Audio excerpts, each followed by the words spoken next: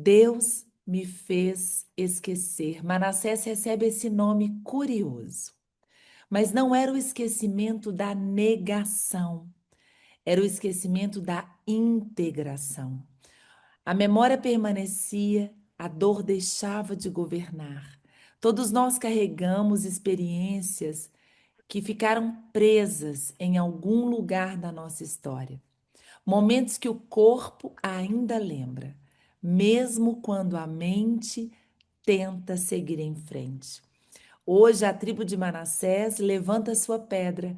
Vamos receber a doutora Esli Carvalho. Seja muito bem-vinda, querida. Tá lindo ver os comentários, gente. Continuem. É lindo ver a gente poder fazer isso junto com vocês. Doutora Esli, deixa eu colocar ela aqui em destaque. Uma alegria ter você entre nós mais uma vez, doutora Esli. Obrigada.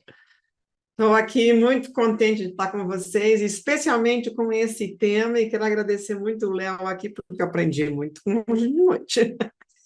Gente, eu estou representando aqui a tribo de Manassés, que significa Deus me fez esquecer todo o meu sofrimento e de todo o sofrimento da casa do meu pai.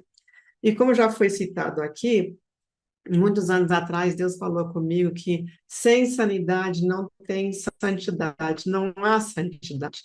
E isso tem sido, assim, quase que o lema da minha vida, porque é óbvio, mas, assim, custou, né? Precisou o Espírito Santo para me dizer um negócio desses.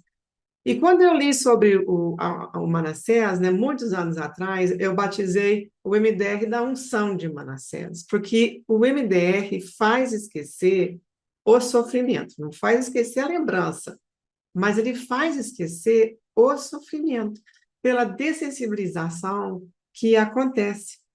Então, isso começa em 1987, com a doutora Francine Shapiro.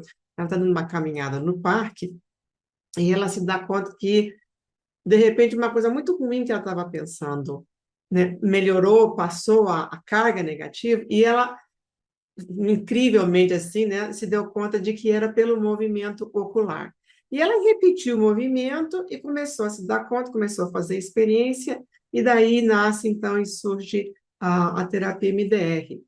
Porque ela era tão pesquisadora, e muito pesquisadora, tanto é que o mantra dela era research, research, research, pesquisa, pesquisa, pesquisa, né? O MDR hoje é uma das duas terapias reconhecidas pela Organização Mundial de Saúde para tratar trauma, e atualmente também pelo CFP. A gente custou, mas conseguimos, né? E eu fiz a formação com ela em 1995, a partir de uma 96, 97, a partir de uma experiência minha que eu vou contar daqui já já, né? E quando ela falou assim, a base de toda a psicopatologia é o trauma, fez porque é exatamente isso, né? Onde tem trauma, tem pecado. Onde tem pecado, tem trauma. Desde o Jardim de Éden que nós estamos lutando com esse negócio de trauma, com esse negócio de pecado.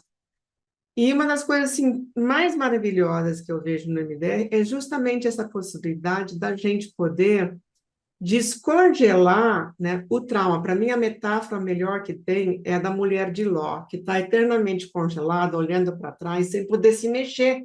E ela fica fixada naquilo. E muitas vezes, quando a gente sofre uma situação traumática, nos acontece o mesmo. A gente fica pensando naquilo, os pensamentos intrusivos, pensamentos obsessivos, né? E eu não consigo pensar em outra coisa, aquilo não me solta, aquilo não me larga. E é essa mulher de Ló, olhando para trás, sem poder ter opção, né, de mudar.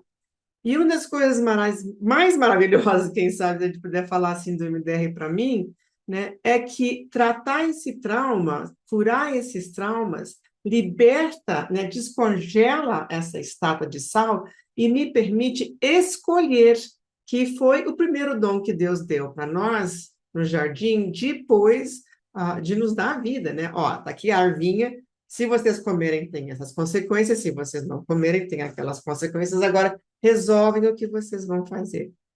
E toda saúde mental, para mim, sempre implica necessariamente a possibilidade de escolher entre o bem e o mal. Eu posso fazer assim, eu posso fazer assim. Enquanto que o trauma faz assim, eu sei que eu não devo fazer isso, eu sei que eu não devo repetir esse produto, eu sei que eu não devia fumar isso, não devia fazer aquilo, não beber esse negócio, mas eu não consigo fazer diferente. E, gente, não consegue. Realmente, assim, as limitações neuroquímicas da pessoa a impedem de fazer diferente. Então, quando a gente consegue imitar esse processamento que acontece conosco no sono, que é esse dom maravilhoso que Deus nos deu de dormir, no ciclo do sono do movimento rápido ocular, a gente mexe o olhinho, né, e vai processando as coisas do dia e vai arquivando para o passado. É quando esse processamento trava que vira trauma, que vira esses problemas que a gente tem, né? Então, o que me aconteceu? Eu estava nos Estados Unidos, numa dessas andanças com meu marido, e eu estava com um negócio ruim que estava me incomodando muito. E ele disse: Olha, tem uma possibilidade da gente fazer umas sessões de graça com o nosso plano de saúde da missão. Então, lá vou eu. A terapeuta me explicou, disse: eu acho que você tem indicação para terapia MDR. Eu olhei para ela assim: o que será esse negócio aqui, né? 95? Aí ela me explicou e eu fiquei pensando assim: eu sou psicodramatista, sou terapeuta de grupo, eu já vi muita doideira, eu já vi muita loucura, por assim falar, em grupo, né? Mas mexer o olhinho e sarar de trauma, essa eu estou pagando para ver.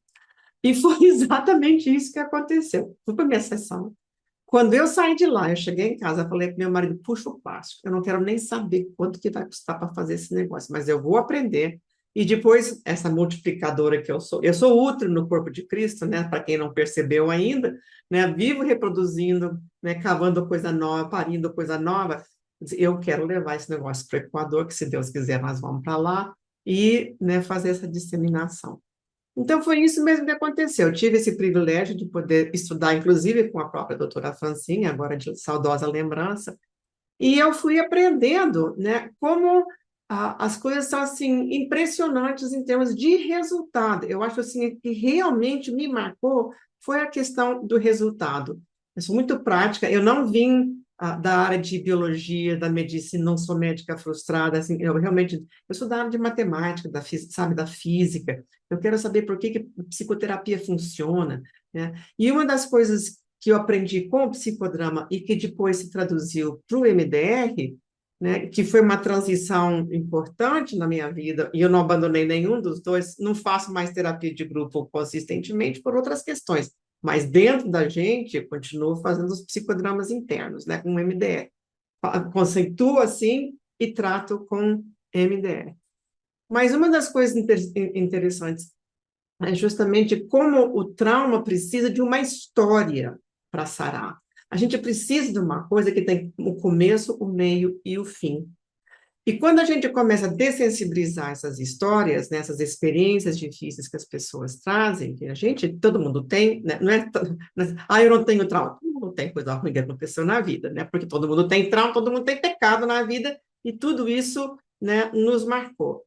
Então, a gente começa a ver que é como que se aquela lembrança estivesse no nosso inconsciente, naquela parte do nosso sistema límbico que não tem tempo, ele não tem relógio, ele não conta minutos, ele está eternamente acontecendo, como que se fosse aquela parte assim, onde Deus coloca a eternidade nos nossos corações, tem um lado positivo, tem um lado negativo também. Às vezes as coisas ficam presas ali e estão sempre acontecendo.